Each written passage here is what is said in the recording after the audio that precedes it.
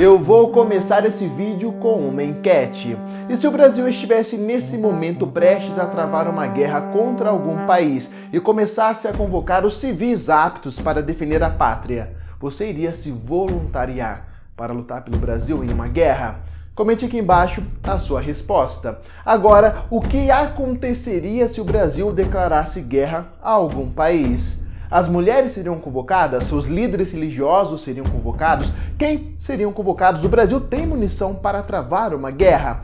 Essa e outras perguntas eu irei responder aqui nesse vídeo, então recomendo que você assista até o minuto final. Sejam todos muito bem-vindos. Para quem ainda não me conhece, muito prazer, eu sou Felipe de Deus e esse é mais um vídeo do canal Vamos Falar de História. Já vai deixando aquele seu joinha para fortalecer o trabalho que eu desenvolvo com carinho para vocês aqui no YouTube. Se você ainda não é inscrito, por favor, inscreva-se e ative o sininho da notificação. Ativar esse sininho é muito importante, pois assim, toda vez que eu postar um vídeo novo aqui no canal, você será notificado. Agora, se você já deixou seu joinha, já se inscreveu e já ativou o sininho, muito obrigado pelo seu apoio. Nessa última década, muito se falou sobre possíveis conflitos armados entre diversos países. Uma realidade que chegou até mesmo no continente sul-americano, graças à crise venezuelana. Por mais que o Brasil tenha um ótimo histórico pacifista em relação à diplomacia internacional, tudo é possível, de um pequeno conflito armado a uma guerra de larga escala. Ainda mais nos tempos atuais, onde a soberania brasileira vem sendo questionada por alguns países. Mas você já se perguntou qual é o real procedimento para o Brasil entrar em uma guerra? Existem duas maneiras de o Brasil entrar em uma guerra. Ambas precisam da decisão do presidente da República e, em seguida, da aprovação da Câmara e do Senado para o uso das Forças Armadas.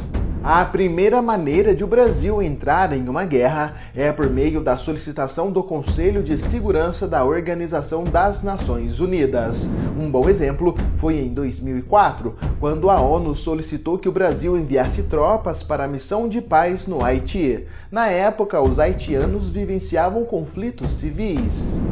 O Brasil, no entanto, não é obrigado a acatar a solicitação da ONU. Em 1950, a Organização das Nações Unidas solicitou que o Brasil criasse uma nova força expedicionária brasileira para combater na Guerra da Coreia, mas o governo brasileiro recusou a solicitação.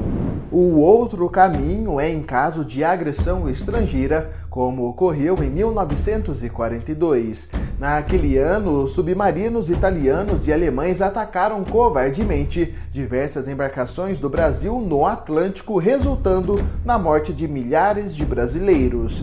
O resultado foi a declaração de guerra do Brasil às forças do eixo. Segundo o artigo 49 da Constituição Federal de 1988, cabe exclusivamente ao Congresso Nacional a autorizar o presidente tanto a declarar guerra quanto terminá-la. Também cabe somente ao Congresso autorizar que forças estrangeiras transitem pelo território nacional ou nele permaneçam temporariamente.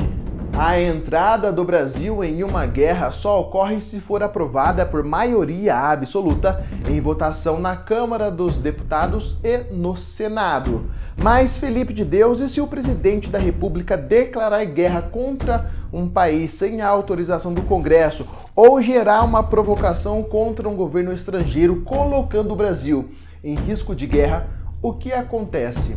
Essas ações são consideradas crime de responsabilidades e estão previstas na Lei de Impeachment de 1950, ou seja, pode resultar no impeachment do eventual presidente da República. Mas vamos imaginar um cenário onde o Brasil não teve outra alternativa a não ser declarar guerra. Quais são os próximos passos? Após declarar guerra, o presidente da República solicita ao Congresso que o Brasil entre em estado de sítio, que suspende temporariamente a atuação dos poderes legislativo e judiciário. O estado de sítio não pode ser usado para fins pessoais ou de disputa de poder, mas apenas para agilizar as ações governamentais em períodos de grande urgência. No Brasil e na maioria dos países, o estado de sítio possui uma duração bem limitada de 30 dias e só pode ser estendido em casos de guerra, tendo duração enquanto o conflito continuar ativo. A Constituição brasileira, no entanto, estabelece que o Congresso não pode ser fechado durante o estado de sítio, de maneira que não permita que o presidente se torne um ditador. A guerra foi declarada. O Brasil entrou em estado de sítio. Qual é o próximo passo? A convocação. Ao entrar em uma guerra, os primeiros brasileiros convocados são os militares da ativa. Em seguida, são convocados os militares da reserva que tenham deixado as Forças Armadas brasileiras nos últimos 5 anos.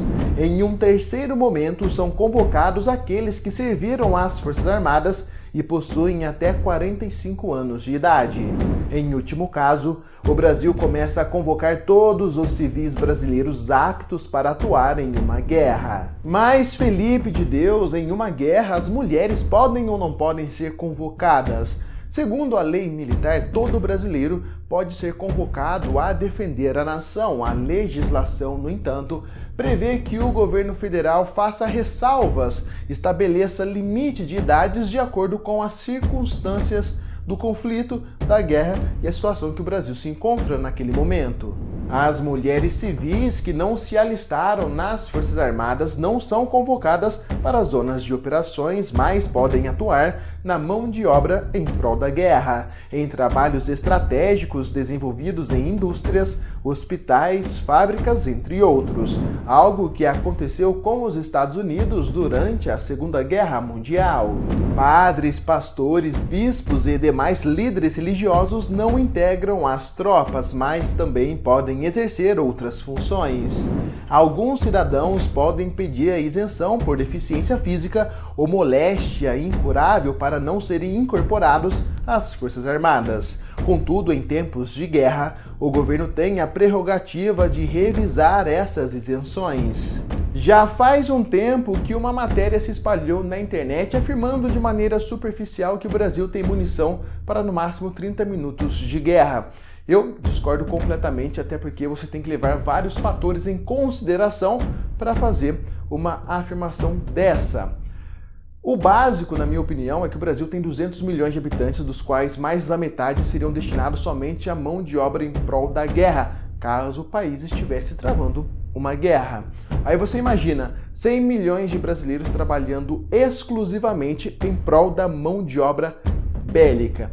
Isso logo faria o Brasil ter munição para bem mais do que 30 minutos de conflito armado. E digo mais, na minha humilde opinião, o Brasil tem plenas condições de desenvolver armamentos nucleares, caso ele queira. As negociações de paz para encerrar a guerra passa pelo Legislativo e o Congresso designa uma comissão de 5 membros para fiscalizar as ações tomadas durante o estado de sítio, caso seja decretado. Não há nenhum tipo de anistia prevista e os executores e agentes do governo podem ser responsabilizados por atos ilícitos que tenham sido cometidos durante o período de guerra. Quando a guerra acaba, o estado de sítio é cessado. Espero que vocês tenham gostado e esse foi mais um vídeo do canal Vamos Falar de História. Fiquem todos com Deus e nos vemos muito em breve. Até mais!